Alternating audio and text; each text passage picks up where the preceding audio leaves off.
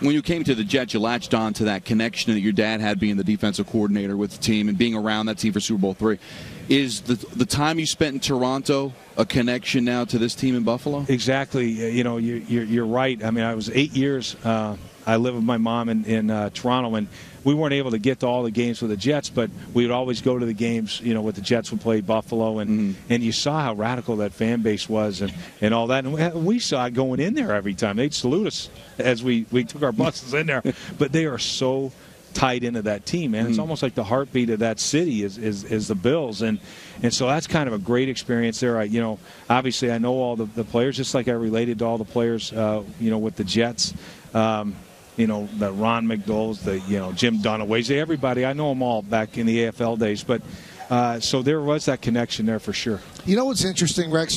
From what I got from you the 6 years that you were with us, it wasn't a paycheck with you. You really loved being where you were. And I've always wondered, okay, now, boom, the allegiance has to change. Is it hard to let go of the love that you had for the Jets and then switch it to Buffalo? Well, I was all in. I was 100% in. There's no question about it. And I think, everybody assumed, well, you're going to jump at any opportunity to be a head coach. That was not the case. I can promise you that wasn't the case. I had other opportunities out there doing different things. But for me, I realized, look, I got one more shot, and I've been blessed to get another opportunity, and I got to make sure it's right, that all the pieces fit. And there's no excuses. We're all in it together. And I think that was important to me. I sensed it immediately when I was at Buffalo. And it started with the Pagulas, obviously, what they've done for that community of Buffalo. They own the Sabres, they own the Bills, but it's also everything else that goes into it. Their sole purpose in buying this franchise is to bring a championship, team here to Buffalo. And so that's why I'm tied in, with these guys 100% and felt that connection. But you're right. I think unless it was like that, I'm not so sure, that I would have just taken any job. I can tell you, as a matter of fact, I absolutely wouldn't have. But now, going from there, my players put me in this spot. So when I look at that, those players gave me this opportunity. How they played gave me the opportunity again to be a head coach. So I'll always be indebted to them. I care a great deal about Woody Johnson. I harbor no bad feelings whatsoever towards him. The fans of New York absolutely were terrific to me. But now my heart and everything else, I'm all in with Buffalo, 100%. Do you realize when you left, though, the fans were really angry? They wanted you to stay? I mean, New York fans were not celebrating that Rex Ryan was gone. Well, it means a lot. There's no question about it. And I think part of that is they realized the passion that I had. I was just like one of them. And unfortunately, when you win 4 games, those things happen. Right. And, certainly knew it was coming. And Mr. Johnson had no choice. When you win 4, that's what they do. They make changes. And I know it pained him to make that move as well. But, hey, such is life. We move on, and the opportunity that I have in front of me, man, I'm so excited. I don't care who criticizes me for, well, yeah, we've heard that before. Yeah, you heard it before, and you're going to hear it again, and you're going to hear it again and again and again, and we're coming after you. And that's how we're going to be. And that's what I heard in that press conference. That's the old Rex. That's the Rex that the New York Jet fan fell in love with. But that wasn't always you towards the end. So you told us when you made the conscious decision you were going to take some of the pressure off of your players by not being as boisterous and making the predictions in the Super Bowl. But you kind of reverted back to your old ways. Why do you think you changed? Was somebody pressuring you to change? I'm not going to get into all that stuff, but, to me it's, I know what I have in front of me. I believe in this football team that's in front of me. Obviously, there's a lot of great young talent here. I love the coaching staff I was able to put together. I think it's an all-star staff, led by Dennis Thurman and Greg Roman.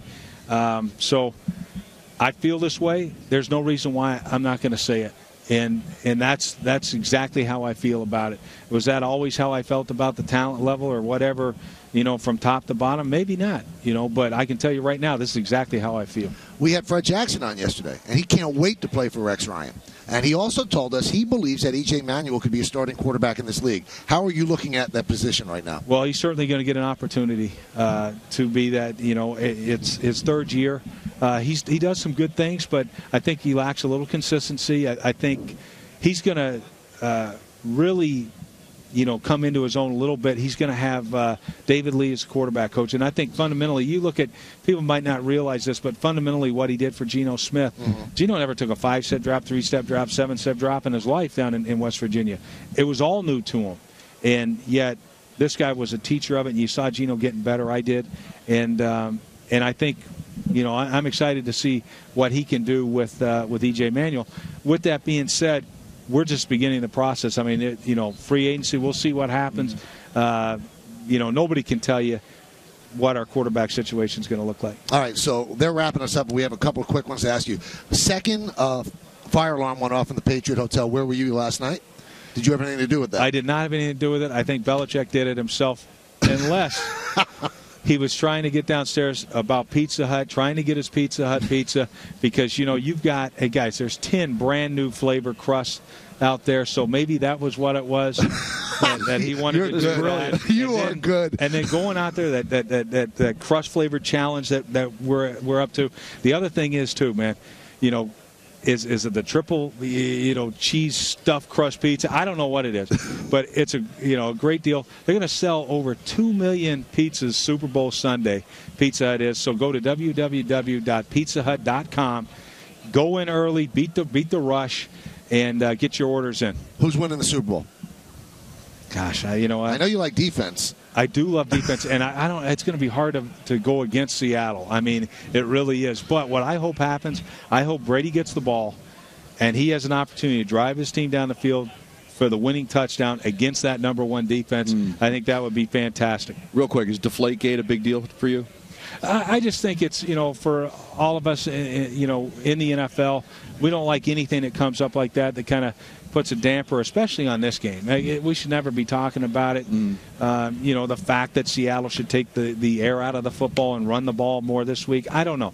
But it's a... That's very but no, it is an unfortunate thing, though, man. I mean, it really is. All right, we have to ask you this: did you get along with John Idzik or not? Yes. Was that a problem? No, I think, you know what? Hey, look, John had a plan. Obviously, it didn't work out. It didn't pan out. But I think he generally had a plan in place. But again, but you guys are okay. Look, I'm okay with anybody that gives effort. Okay. I think John gave effort. Obviously, it never worked out great for anybody involved, and that's unfortunate. But was it awkward that John Idzik was after you? Terry Bradway came from another regime. Was there an awkwardness that every facet of the Jets seemed to come from a different plane, and maybe you all were not on the same page just because of how it all developed?